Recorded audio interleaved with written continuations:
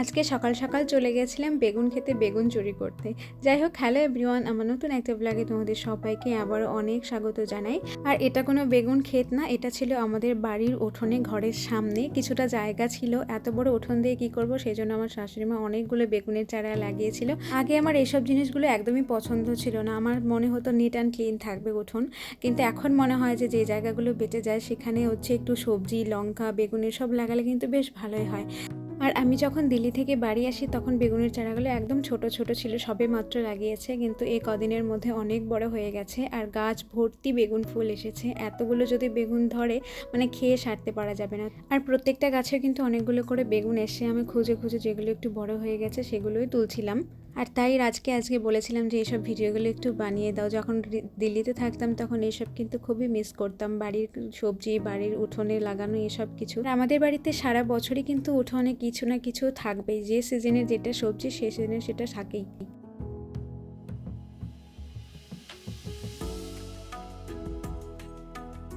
তারপর আমি আর রাজ মিলে চলে গেছিলাম জল আনতে গেছিলাম আমার বাপের বাড়িতে, কারণ এখানে সকালবেলা করে মার্শাল চালাই, এই জলটা অনেক ঠান্ডা থাকে। আর এখন থেকে আমরা এই জলটাই খাই, বেশি দূরে না বাপের বাড়ি আর শ্বশুর বাড়ি, তো জল নেওয়াতে আনাতে কোনো অসুবিধে হয় না, সাইকেল নিয়ে চলে যায় দুজন মিলে। তারপর দুপুরবেলায় গেছিলাম ধান খেতে। এর আগে একটা ভিডিও শেয়ার করেছিলাম যখন এই জমিতে ধান লাগাই, আমরা সবাই মিলে ধান লাগিয়েছিলাম, চাইলে তোমরা দেখতে পারো। তো সেই ধানগুলো আজকে অনেক বড় হয়ে গেছে। আজকে প্রথম আসলাম জমিতে, কারণ জমিতে আমি আসতে অনেক ভয় পাই, কারণ যোগ থাকে, আমার এই যোগ দেখে প্রচুর পরিমাণে ভয় পাই। তাই সবাই মিলে আজকে এসেছিলাম দুপুরবেলাতে, স্নানের সময়টাতে। এখানে রাজের ভাই, আমার ঠাম্মি, আমি, আমার শাশুড়ি মা সবাই মিলে এসেছিলাম। আর এখানে আমরা হচ্ছে আমার শাশুড়ি এই যে জমির ধারগুলো দিয়ে পরিষ্কার করে অনেক সবজি লাগিয়েছে, সেটাই দেখতে আজকে এসেছিলাম স্পেশালি। কারণ আমার শাশুড়ি মা অনেকদিন থেকে বলছিল যে যা শোনে একটু দেখতেও যে কী লাগিয়েছি।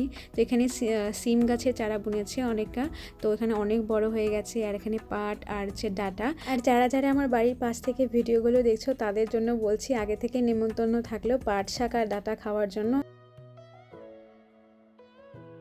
আর এর আগের ভিডিওতে বলেছি তাল হলো আমাদের বাঙালি ট্র্যাডিশনাল খাবার, বিশেষত গ্রামের বাড়িতে। তাই আজকেও হচ্ছে আমাদের বাড়িতে তালের ক্ষীর। এর আগে তালের ক্ষীর বানিয়েছি, নারকেল ছিল না, কিন্তু আজকে প্রথম নারকেল দিয়ে বানাচ্ছি। আমি অনেক দিন থেকেই বলছিলাম এরপর যেদিন তাল খাবো সেদিন কিন্তু আমি নারকেল দিয়ে তালের ক্ষীর খাবো। সেটাই আজকে শাশুড়িমা বানাচ্ছিল, আর সাথে ছিল সরা পিঠা। এটা অনেকেই অনেক নাম বলে, আমরা এখানে চিটি পিঠাও বলি, আবার হচ্ছে সরা পিঠাও বলি।